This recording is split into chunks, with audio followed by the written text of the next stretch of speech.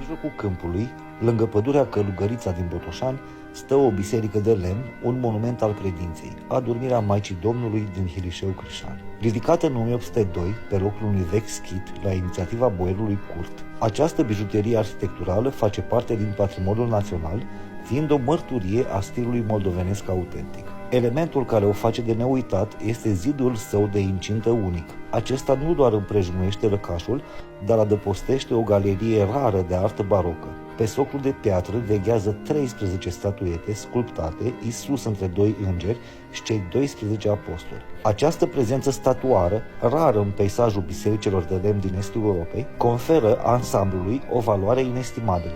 De la catapeteasma veche, pictată în stil bizantin, până la sculpturile din pridvor, fiecare detaliu șoptește istoria familiei Cult, ctitorii care au transformat-o într-o fortăreață spirituală, veghind peste 2 veacuri de istorie.